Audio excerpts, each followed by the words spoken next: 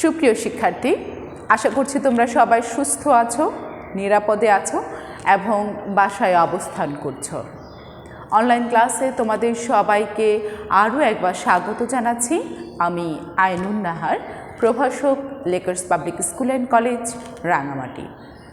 সুপ্রিয় একাদশ এবং দ্বাদশ শ্রেণীর শিক্ষার্থী, আমরা ব্যবসায় সংগঠন ও ব্যবস্থাপনা দ্বিতীয় পত্র বিষয়টি পাঠ করছিলাম। দ্বিতীয় পত্র হতে আমরা দ্বিতীয় অধ্যায় ব্যবস্থাপনার নীতি এই অধ্যায়টি পাঠ করছি। এই অধ্যায় হতে আমরা ব্যবস্থাপনার নীতি কী এবং ব্যবস্থাপনার নীতিসমূহ কী কী সেইগুলো নিয়ে আলোচনা করছিলাম। ব্যবস্থাপনার নীতিসমূহের মধ্যে থেকে হেনরি ফয়েলের প্রদত্ত যে 14টা ব্যবস্থাপনার নীতি আছে সেইগুলো নিয়ে আমি তোমাদের সাথে বিস্তারিত আলোচনা করেছি। হেনরি ফয়েলের যে 14টা নীতি, সেইখান থেকে আমরা কার্য বিভাজন নীতি, কর্তৃত্ব ও দায়িত্বের নীতি, আদেশের ঐক্যের নীতি, নিয়মানুবর্তিতা, নির্দেশনার ঐক্য, সাধারণ স্বার্থে ব্যক্তি স্বার্থে বিসর্জন এবং ন্যায্য পারিশ্রমিক কেন্দ্রীকরণ ও বিকেন্দ্রীকরণ, এই বিষয়সমূহ তোমাদের সাথে আমি পাঠ করেছি।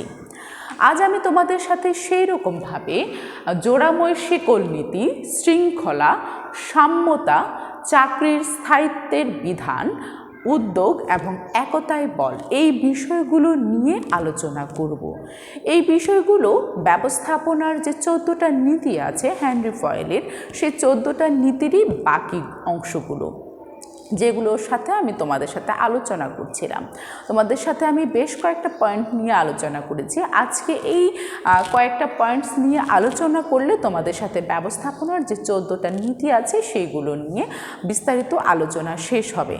যদি তোমাদের কোনো সমস্যা থাকে অবশ্যই আমাকে জানাবে, আমি চেষ্টা করব সেগুলো সমাধান করে দেওয়ার। সুপ্রিয় শিক্ষার্থী, চলো তাহলে আমরা প্রথম যে পয়েন্টটা আছে সেটা নিয়ে একটু আলোচনা করি। আছে জোড়াময় শিকল নীতি।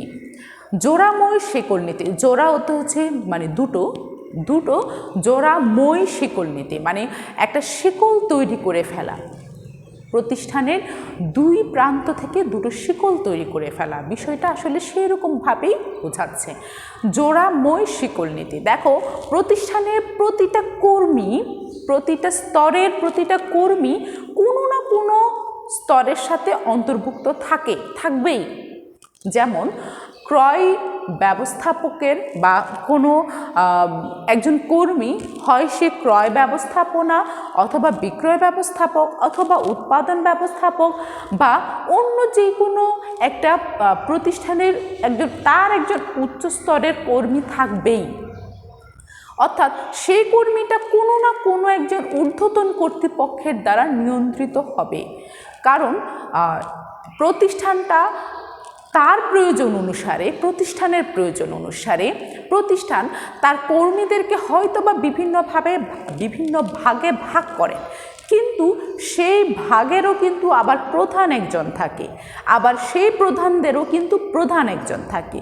অর্থাৎ প্রতিষ্ঠানটা মূল উচ্চস্তর থেকে মধ্যস্তর থেকে নিম্নস্তর এইভাবে যদি ঘুরে, তো মধ্যস্তরে হয়তো বা 4 জন ব্যবস্থাপক থাকতে পারে, সে 4 জনের কিন্তু উপরে আরেকজন উচ্চ স্তরের ব্যবস্থাপক দ্বারা কিন্তু সে 4 জন পরিচালিত হবেই। সেই জন্য প্রতিষ্ঠানের প্রতিটা কর্মী কোনো না কোনো ব্যবস্থাপক, কোনো না কোনো একজন ঊর্ধ্বতন কর্তৃপক্ষের দ্বারা শৃঙ্খলিত, ঊর্ধ্বতন কর্তৃপক্ষ দ্বারা সে নিয়ন্ত্রিত, সে আদেশ নির্দেশগুলো সে ঊর্ধ্বতন একজন কর্তৃপক্ষের কাছ থেকে সে পাবেই। এই পাওয়াটা একটা শিকলের আকারে তৈরি হয়, যেটাকে আমরা এইভাবে দেখাই।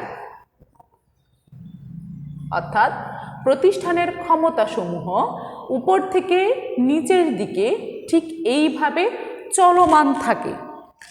এইখানে এটা যদি একটা কর্মী হয়, এটা যদি আরেকটা কর্মী হয়, এটা যদি আরেকটা কর্মী হয়, এই কর্মীর নিচে থাকবে, এই কর্মীর নিচে এই কর্মী থাকবে, এই কর্মীর নিচে এই কর্মী থাকে, এবং এইভাবেই কিন্তু প্রতিষ্ঠানের যাবতীয় তথ্যাবলীসমূহ উপর থেকে নিচের দিকে ধীরে ধীরে নিচের দিকে চলে আসে।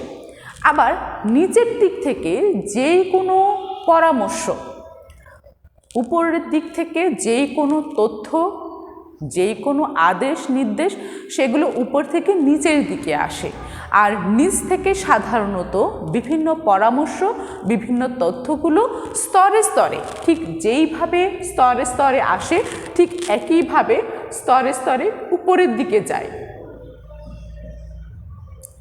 এই ব্যক্তি এই ব্যক্তিকে প্রদান করবে, এই ব্যক্তি এই ব্যক্তিকে প্রদান করবে, এই ব্যক্তি এই ব্যক্তিকে প্রদান করবে। একই সাথে দুটো জোড়া একটা শিকলের তৈরি হলো, সেই জন্য এটাকে জোড়াময় শিকল নীতি বলছে। অর্থাৎ প্রতিষ্ঠানের ঊর্ধ্বতন কর্তৃপক্ষ তার অধীনস্থ কর্মীদেরকে যে আদেশ নির্দেশগুলো পালন করার জন্য নির্দেশনা দিয়ে থাকে, এবং একই সাথে প্রতিষ্ঠানের নিম্ন স্তরের কর্মীরা যখন উচ্চ স্তরে বিভিন্ন তথ্য, বিভিন্ন পরামর্শ প্রদান করে, তখন একই সাথে যে দুটোর একটা শৃঙ্খলিত রূপ আমরা দেখতে পাই, সেটাকে আমরা জোড়াময় শিকল নীতি বলছি।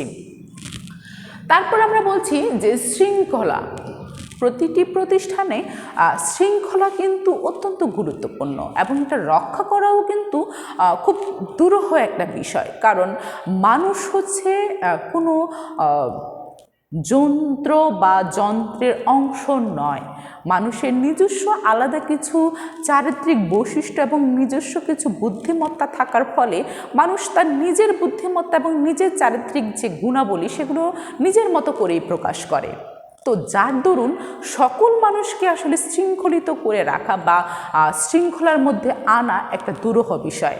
আর একটা প্রতিষ্ঠান কিন্তু সফল হয় ঠিক ওই জায়গাটায়, যে প্রতিষ্ঠানে তার শৃঙ্খলতার বিষয়টা যত সুন্দর করে ধরে রাখতে পারে, সেই প্রতিষ্ঠান তত বেশি উপরের দিকে বা তত বেশি তার কাঙ্ক্ষিত লক্ষ্যের দিকে পৌঁছাতে পারে। তো শৃঙ্খল প্রতিটা প্রতিষ্ঠানে একই রকম শৃঙ্খলা কিন্তু যেন বজায় থাকে, সেই জন্য প্রতিটা কর্মীকে কিন্তু একই রকমভাবে কিন্তু মূল্যায়ন করতে হবে। কেউ প্রতিষ্ঠানের উচ্চ স্তরে বলে তার জন্য একরকম শৃঙ্খলাবোধ, এবং কেউ প্রতিষ্ঠানের নিম্ন স্তরে বলে তার জন্য অন্য রকমের শৃঙ্খলাবোধ, সেটা কিন্তু না। প্রতিষ্ঠানের কিছু নির্দিষ্ট কিছু শৃঙ্খলা বোধ আছে যেগুলো সবার জন্য একই রকমই থাকে, সেটা প্রতিষ্ঠানের উচ্চ স্তর থেকে শুরু করে একেবারে নিম্ন স্তর পর্যন্ত। আবার কিছু কিছু বিষয় আছে যেগুলো স্তরভিত্তিক আলাদা হয়ে থাকে। তারপরও আমরা একটা উদাহরণ দিই, তাহলে হয়তো বা বিষয়টা আর একটু ভালো করে বুঝতে পারবো। শৃঙ্খলাবোধ কিন্তু শুধুই মাত্র যে মানুষের যে শৃঙ্খলা সেটাও কিন্তু না। আবার আমরা এভাবে বলতে পারি যে প্রয়োজনীয় জিনিসটা প্রয়োজনীয় জায়গায় থাকাটা, বা প্রয়োজনীয় যন্ত্রপাতিটা প্রয়োজনীয় জায়গাটায় স্থাপন করাটাও কিন্তু শৃঙ্খলাবোধের একটা অংশ। যেমন মনে করি আমাদের ক্লাসরুমের প্রয়োজনীয় যে হোয়াইট বোর্ড, শিক্ষকের ডেস্ক, স্টুডেন্টদের চেয়ার টেবিল, এইগুলো যে প্রয়োজনীয় জিনিসগুলো যে জায়গায় থাকার কথা সেই জায়গায় রাখাটাই হচ্ছে কিন্তু আরেকটা শৃঙ্খলার কাজ। আবার মনে করি সকাল 9টায় স্কুল শুরু হয়, সেটা প্রতিষ্ঠানের সবার জন্যই কিন্তু 9টায় শুরু হয়। এমন কিন্তু হয় না কখনো যে প্রধান শিক্ষক যিনি থাকবেন তার জন্য স্কুল শুরু হবে 10টায়, আবার যারা সাধারণ শিক্ষক বা ছাত্রছাত্রী তাদের জন্য স্কুল শুরু হবে 9টায়। প্রতিষ্ঠানের সবার জন্য কিন্তু একই রকমেরই কিন্তু নিয়ম। আবার কখনো কখনো আমরা স্তরভেদেও এই শৃঙ্খলাবোধটা আলাদা দেখি। কীরকম? এখন দেখা গেল যে প্রধান শিক্ষকের শুধুমাত্র, আমি তোমাদের বোঝানোর জন্যই শিক্ষকের উদাহরণটা দিচ্ছি, কারণ হয়তো তোমরা এই জিনিসটার সাথে অনেক বেশি রিলেটেড, এমন না যে অন্য কোনো কারণ আছে। আসলে তোমরা যেন বুঝতে পারো তাই বলছি। আমি যদি অন্য বড় কোনো প্রতিষ্ঠানের উদাহরণ দিই হয়তো তোমরা বুঝবে না, তাই বলছিলাম।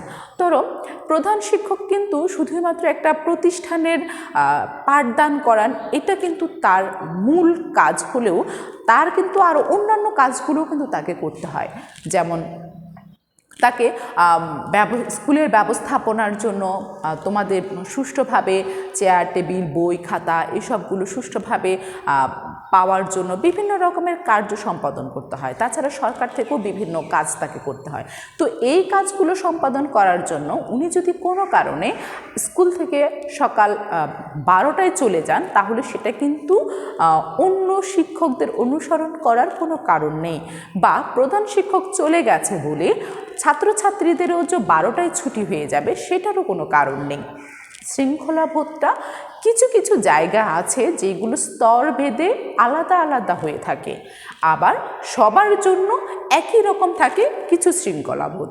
তো আমাদেরকে জানতে হবে যে কোন শৃঙ্খলাবোধটা কার জন্য, কোনটা সবার জন্য। এরপরে আমরা দেখি যে সাম্যতা। সাম্যতা মানে হচ্ছে যে সমান, সবাই সমান থাকবে, প্রতিষ্ঠানের প্রতিটা বিভাগে প্রতিটা কর্মী সমান থাকবে। যেমন মনে করি উৎপাদন ব্যবস্থাপক, বিক্রয় ব্যবস্থাপক এবং ক্রয় ব্যবস্থাপক, এইখানে যে কর্মীরা আছে সেই কর্মীরা কিন্তু সবাই নিম্ন স্তরের কর্মী হিসেবে গণ্য হবে। কখনো প্রতিষ্ঠানে বোনাস পাওয়ার ক্ষেত্রে উৎপাদন ব্যবস্থাপকরা প্রায়োরিটি পাবে এবং ক্রয় ব্যবস্থাপনার যে কর্মীরা আছে তারা প্রায়োরিটি পাবে না, সেরকম কিন্তু হবে না। সবাই কিন্তু প্রতিষ্ঠানের কর্মী এবং সবাই একই সাথে বোনাস পাবে। এই যে প্রতিষ্ঠানের সকল কর্মীকে একইভাবে একই রকম চিন্তা করা, সেটাকে হচ্ছে সাম্যতা। সাম্যতার পরে আমরা বলছি যে চাকরির স্থায়িত্ব বিধান। প্রতিটা কর্মী কিন্তু চায় যে তার যে চাকরি সেটার স্থায়িত্ব আসুক বা তার স্থায়িত্বের বিধান হোক।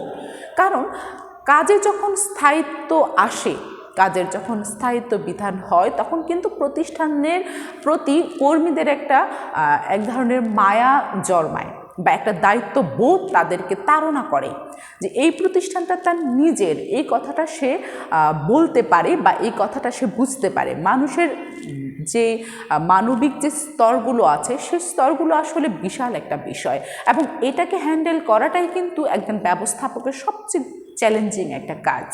তো এই মানুষ যারা আছেন সেই মানুষদের মধ্যে একটা মানসিক প্রশান্তি, একটা শান্তি কিন্তু এনে দেয় চাকরির স্থায়িত্বের বিধানটা।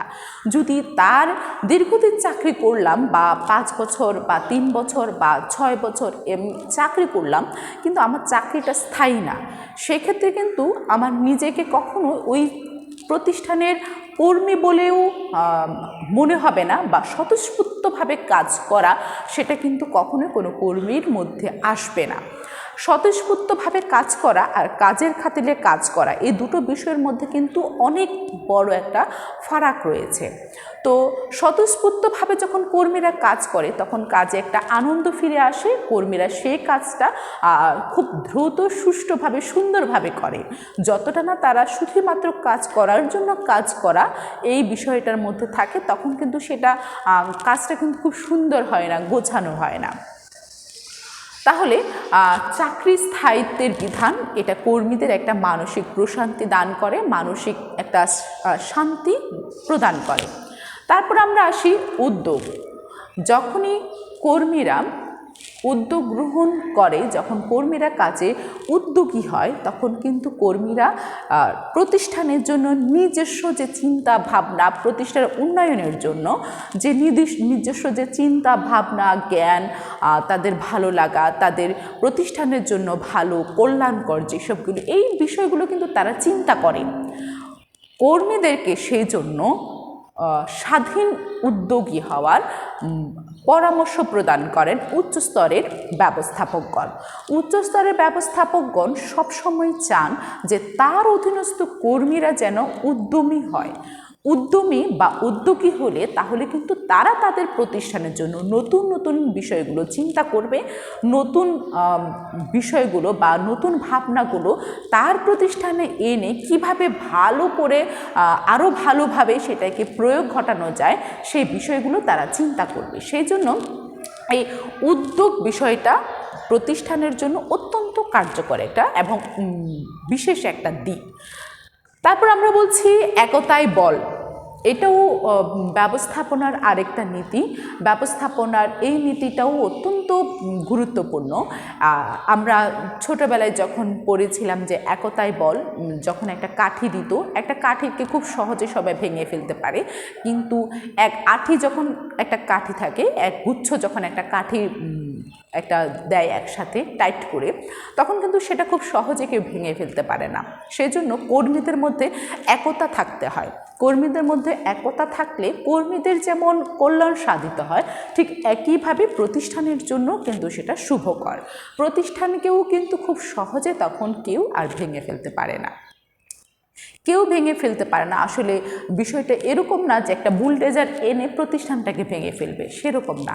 বিষয়টা হচ্ছে যে প্রতিষ্ঠানের কিছু সিক্রেট সাফল্যের বিষয় থাকে, সাফল্যের সিক্রেট কিছু বিষয় থাকে, যেগুলো